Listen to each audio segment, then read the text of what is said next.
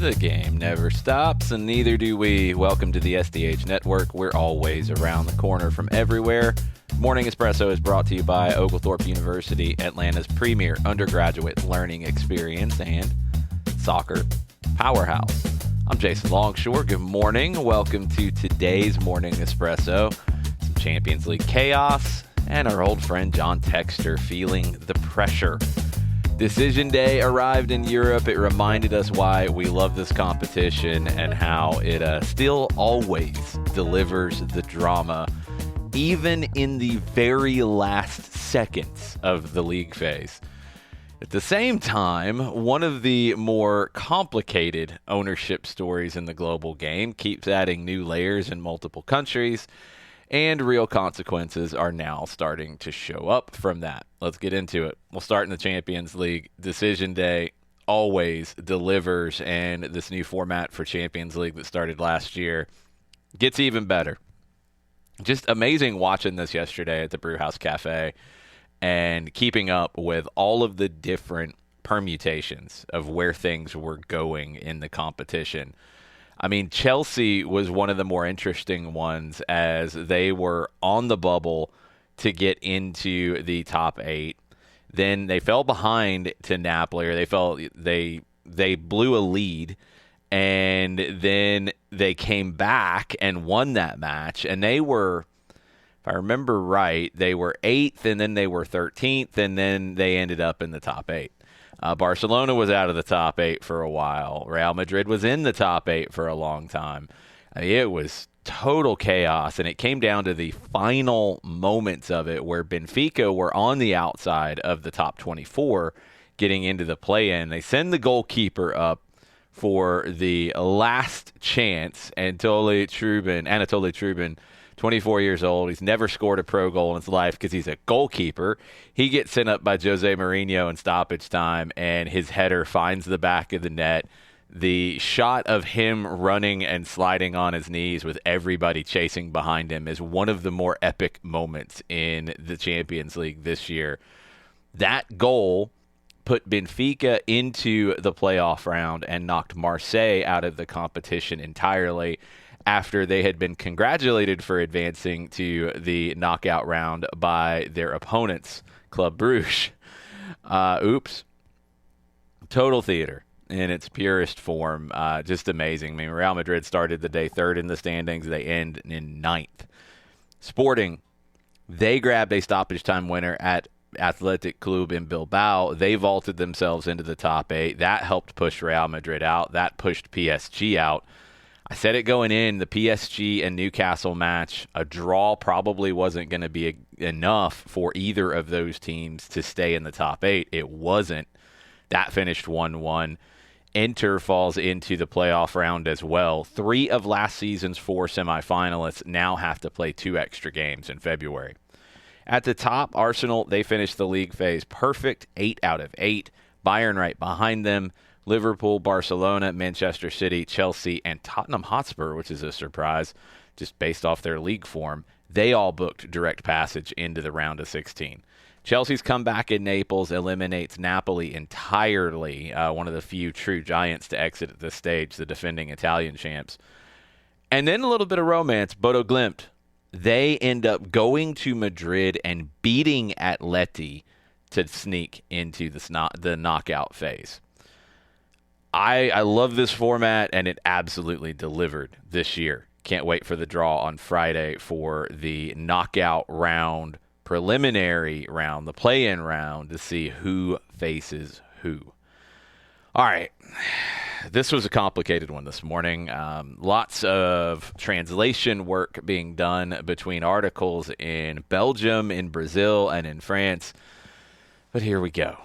John Textor. He is headed back to Rio today, it appears. He might be on the ground now. And pressure is mounting across his soccer portfolio. As of this morning, the situation can be summed up somewhat simply. He's lost his power in Europe at the moment. It's contested at the holding level. He still has power in Brazil, but it is under strain, and it is being checked right now. At the center of it all is Eagle Football Holdings, John Textor's company.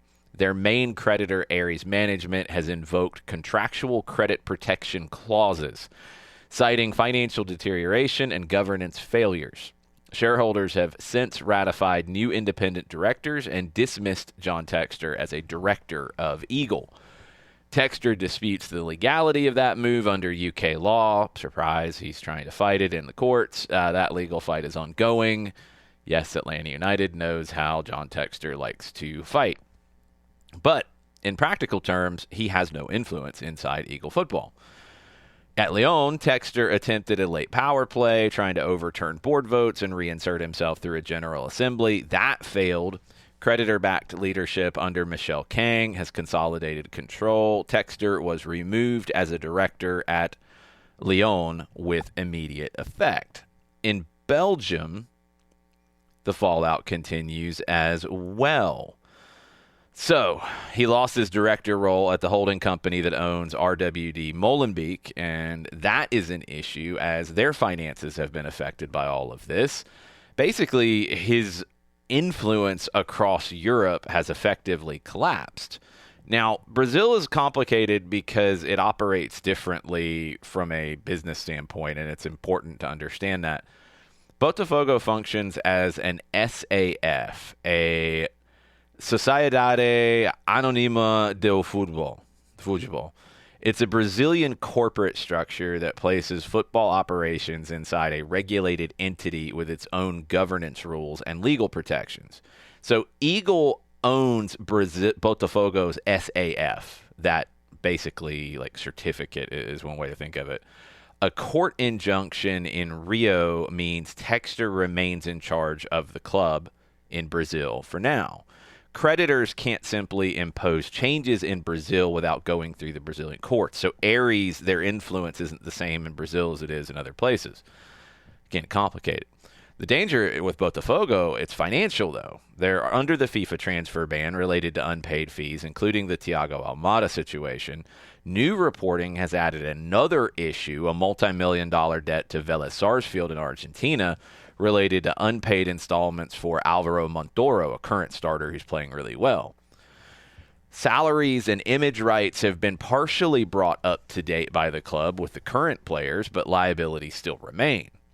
That brings us to another important number in this story, $50 million. Textor has spoken publicly in Brazil about a proposed $50 million cash injection, specifically tied to Botafogo. The intent, as it's been described, would be to settle the urgent debts, lift the transfer restrictions, that would mean paying Atlanta United, and stabilizing day-to-day operations. Now, separately, there's speculation that this could be part of a larger financial maneuver.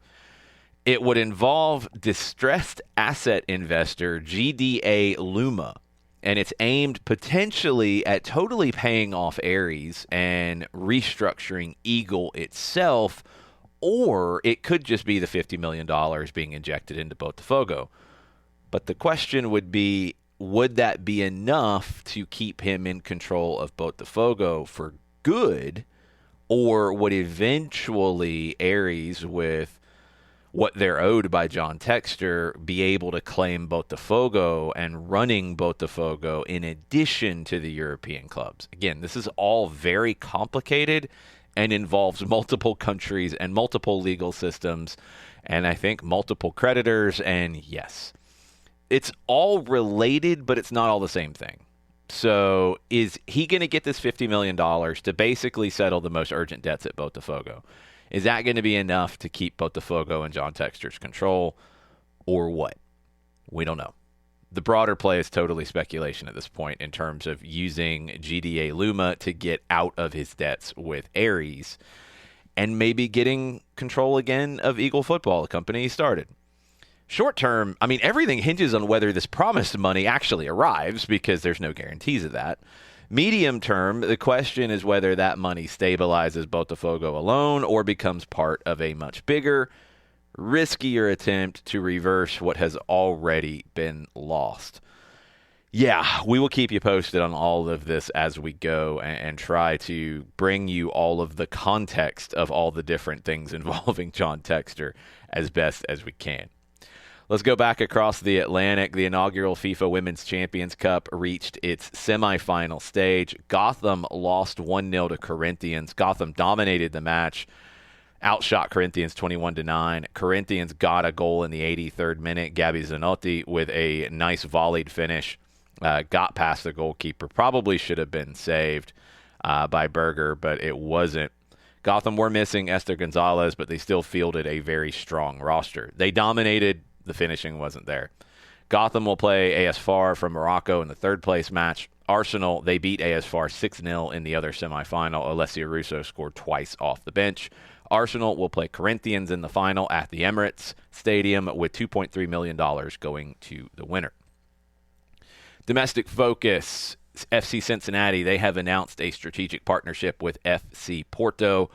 A multi-layered collaboration, player development, scouting, data, sports science, commercial growth, all of those things attached to it. Big signing in the USL Super League, Carolina Ascent, they signed Shea Groom, a really good player I've always enjoyed. She brings more than a decade of NWSL experience and immediate leadership to a young team.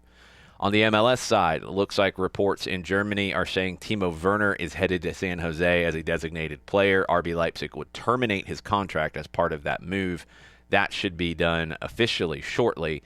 San Diego FC, they transferred Patty McNair to Hull City, retaining a sell-on percentage. Minnesota United signed Marcus Caldera, the young attacker out of the draft from West Virginia. Some attacking depth for them. Let's bounce around a little bit. South America, River, they beat Gimnasia with Juan Fernando Quintero pulling the strings. What a free kick goal from Quintero last night. Marcelo Gallardo also announced the arrival of Ecuadorian star Kendry Paez on loan from Chelsea for 18 months. He's already a senior international for Ecuador. Huge get here for River, and I really like the idea of Paez playing sometimes with Juan Fernando Quintero. Peru, they will name Mano Menezes as their new head coach today. The Brazilian will try to stabilize the program after a poor World Cup qualifying campaign. The CAF in Africa, they handed down disciplinary sanctions from the AFCON final, suspending quite a few people for just AFCON competitions, including Senegal's manager Pape Thiaw for 5 matches and over $1 million in fines to both Senegal and Morocco for all of their actions in that final, and they pretty much got it all right, in my opinion.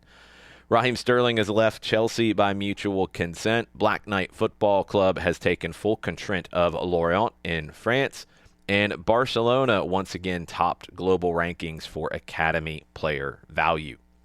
So, from the Champions League chaos to boardroom turmoil and record-setting growth, as the CAF, actually, another thing that came out, they shattered digital engagement records for the AFCON tournament. I love to see that in Morning Espresso, we can bounce from Champions League to domestic news to crazy boardroom stuff and talk about the growth of the game in all parts of the world. Just such a cool balance of things in today's Morning Espresso. A lot of pressure being felt, a lot of structure being tested, new competitions, expanding football's reach into new markets. You get the huge surprise win for Corinthians. But what it always comes back to is accountability, right? Results, governance, sustainability, they're no longer separate things. They're all happening at the same time, a lot of spotlights on it, and increasingly, at least John Textor is learning about this, real consequences attached. If you are so interested, I'll be on the intersection tonight with Noel White and Miles Williams on 92.9 The Game after Hawks basketball. I think we'll start about 10:30, 10:45. Tomorrow, Atlanta United opens preseason play against Lexington SC. Our coverage on atlutd.com/live will start around 12:45. And I'll see you in the morning before that for a little more Morning Espresso.